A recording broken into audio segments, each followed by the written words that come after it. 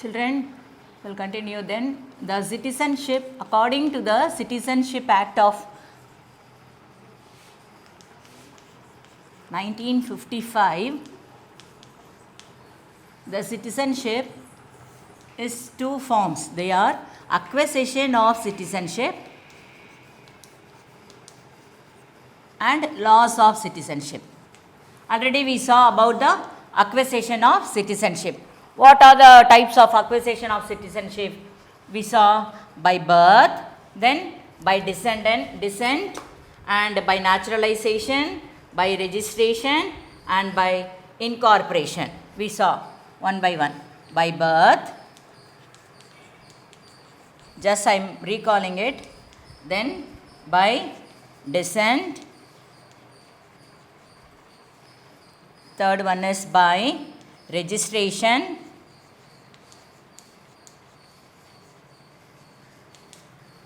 and the fourth one by naturalization,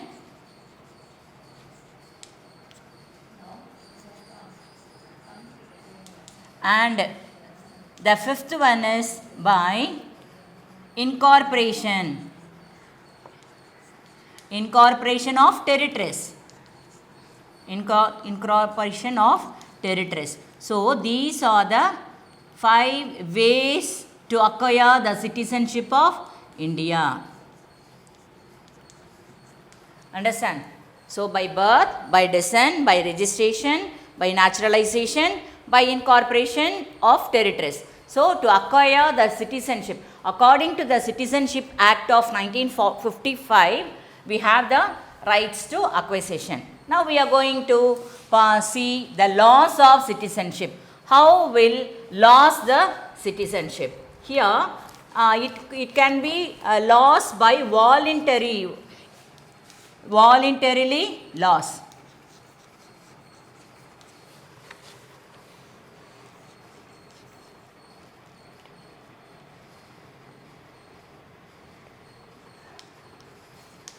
Voluntary loss means if I don't want to be an Indian citizen, if I want to live in America or Australia or any other European country, if I go to Kuwait or any Arab country, means my citizenship will be, I should be lost. I have to say to the government, voluntarily I will lose my citizenship. That is called as voluntary citizenship. Renounce the citizenship. Next one, the citizenship terminated by a person. Terminated by a person is called as, we can lose the citizenship. And the third one is the government deprived our citizenship by if we do any other wrong things.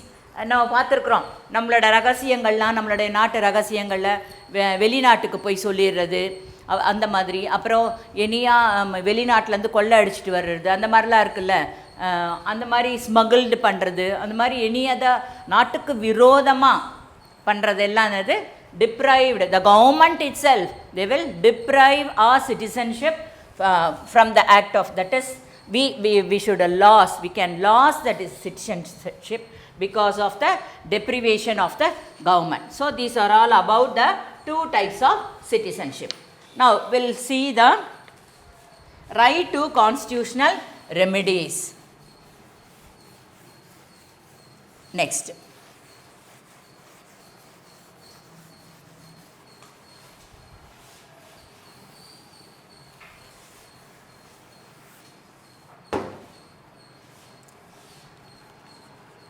Rights to constitutional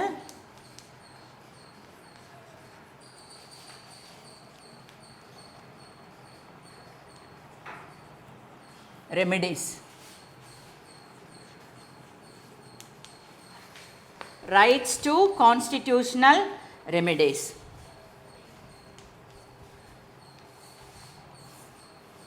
Here, in this right to constitutional remedies, there are writs. A writ is called as an order. Yeah, the writ is very important. In the constitutional remedies, writ is a very important thing. That is, writ means order. The government, it is giving order for the constitutional remedies. Understand? It is called as writ. Here, in this constitutional remedies, the important two categories, the important two agencies are the Supreme Court and the High Court. Supreme Court and High Courts are the agencies of the constitutional remedies. Understand? Only the Supreme Court and High Court. There are 5 types of constitutional remedies. How many types of rights to constitutional remedies? There are 5 types. One by one we will see it now. Here, the Supreme Court is called as the guardian of Constitution. The Supreme Court is called as the guardian of Constitution. Supreme Court is called as the guardian of Constitution. Very important. Don't forget, in one word they will ask you, dash is called as the guardian of Constitution. Otherwise, Supreme Court is called as dash. Like that they will ask you in one word. You have to write that. Supreme Court is called as the guardian of Constitution, and there are 5 right to constitutional remedies. This is Dr. Ambedkar. He said this right to constitutional remedies as the heart and soul of the Constitution. Heart and soul of the Constitution. Who said this? Dr. B.R. Ambedkar. Children, listen. Constitution அப்படினாலே உங்களுக்கு ஞாபகம் வந்துடணும் doctor B.R. Ambedkar.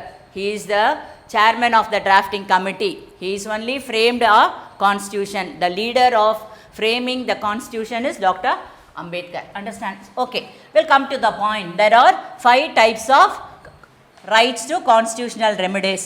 First one is quo warrant, habeas corpus.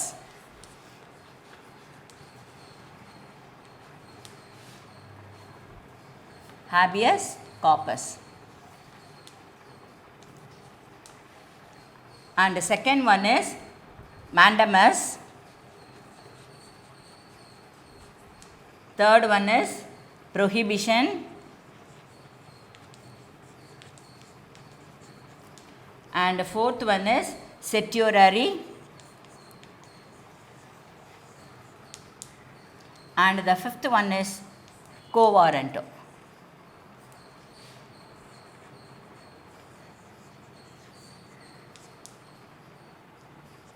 So, there are 5 types of constitutional remedies. They are habeas corpus, mandamus, prohibition, certiorari and quo warranto. Understand?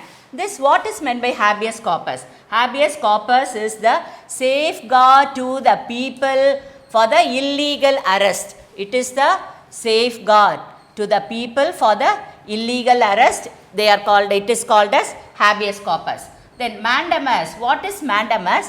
We are giving the petition to the court. No, the cases we are giving the petition. So the petitioner is having the right. The petitioner who have the legal help. It is called as mandamus. And the third one is prohibition. Prohibition, it is, we can go to the subordinate courts. We have the cases in the subordinate courts.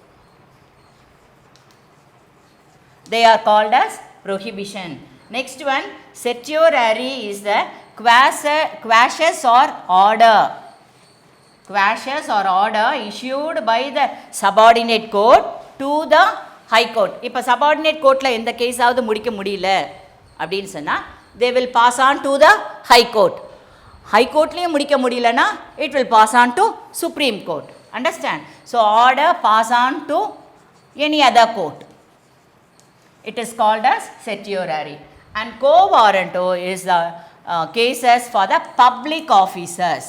Those who are working in government office, no, they will have the quo warranto, public officers.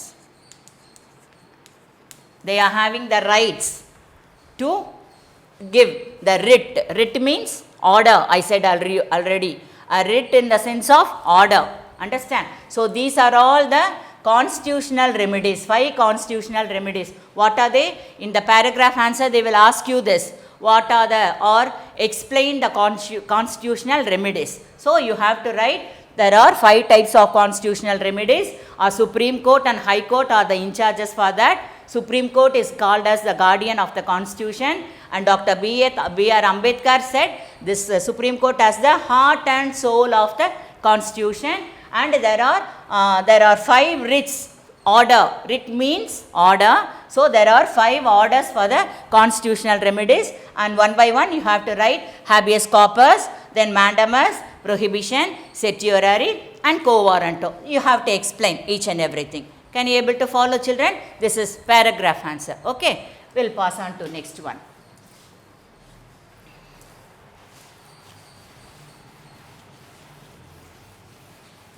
Now, fundamental rights of the citizen. What are fundamental rights? The fundamental rights are the rights given to the people by the Constitution.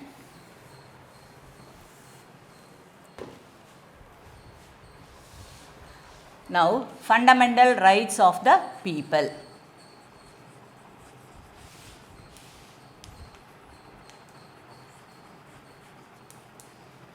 We'll see it now.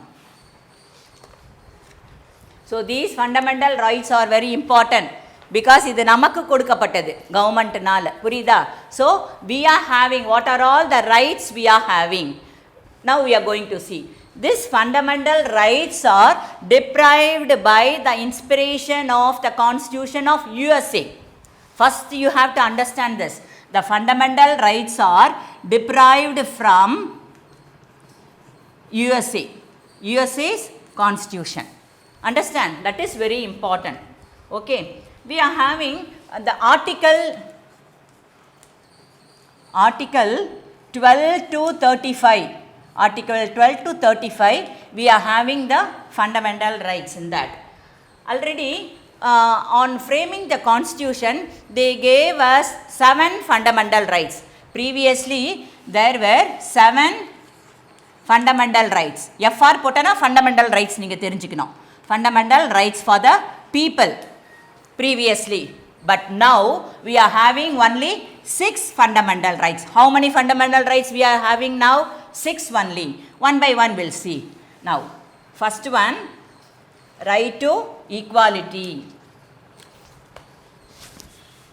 What are the fundamental rights? First one, right to equality. That is, all are equal before law. Whether we are educated or uneducated, whether we are rich or poor, any other religion we can follow. Understand? Any other education, any other profession we can follow. Whoever it may be, we are all having the equal rights. That is right to equality. Understand? Then the second one is right to freedom. Right to freedom. So, right to freedom in the sense, right to freedom in speech, right to freedom in action, right to follow any religion, right to follow conduct any meeting. For everything we are having the rights. அதுக்காக நடு ரோட்டில் நின்று போயிட்டு இப்போ இருக்கிற கவர்மெண்ட்டெல்லாம் நம்ம பற்றி தப்பாலாம் பேசக்கூடாது. We are having the right to freedom, but it should be, we have to follow very carefully. Understand? Okay, then the third one is right against exploitation. Right against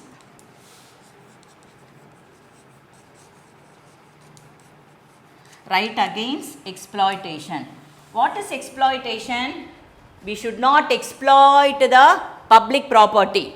We should not exploit the human being. We should not exploit the animals, birds. Understand? The creatures. So, right against, அதனால தான் இது right to exploitation கிடையாது. Right against exploitation. யாராவது கொடுமைப்படுத்துகிறாங்க, துன்பப்படுத்துகிறாங்க, female இன்ஃபான்டிசைட்லாம் சொல்கிறோம்ல, பெண்களை துன்பப்படுத்துறது, வரதட்சணை கொடுமை, அதெல்லாம் சொல்கிறது, they are called as exploitation. Okay, அதான் right against exploitation. Okay, then the fourth one is right to religion.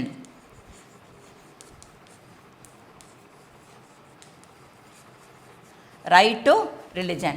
In India, we are having many religions we are following in India. You just say, உங்களுக்கு தெரியும்ல என்னென்ன religion already in the smaller classes, lower classes we studied. Many religions are there in India.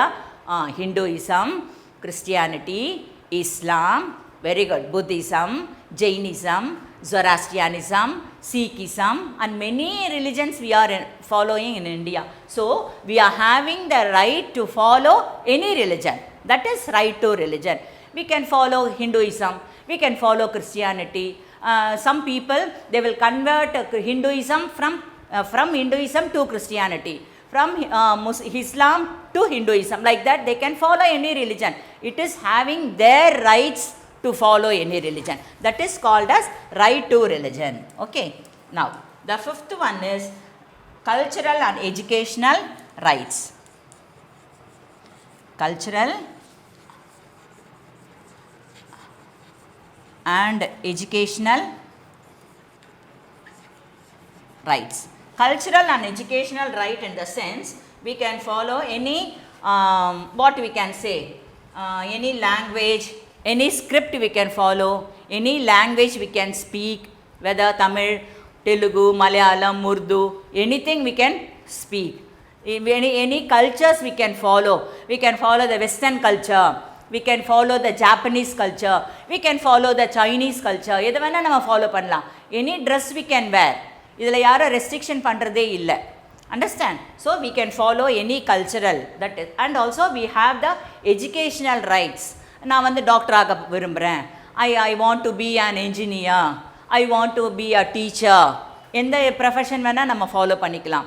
எது வேணால் MBBS படிக்கலாம், BE படிக்கலாம், MBA படிக்கலாம், இல்லை நான் படிக்கவே மாட்டேன், 10th வரைக்கும் எனக்கு போதும் அப்படின்னும், நாங்கள் ரொம்ப rich, I don't want to get any education அப்படியே நீங்கள் சொல்லலாம். There is no forcible. No one can force you to to continue this education only. Understand? So, we are having the cultural and educational rights. And the sixth one is, last one, the constitutional right to have the constitutional remedies.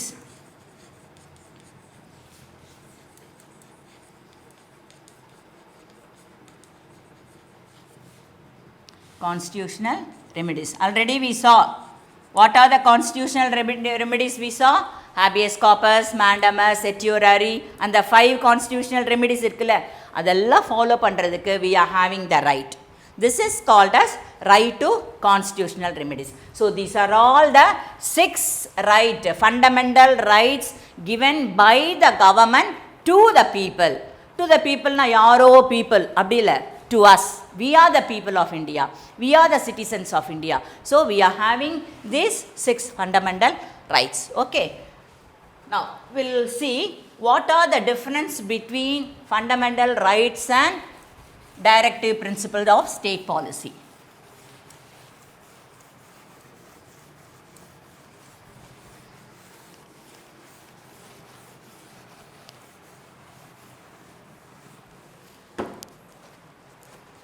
Okay.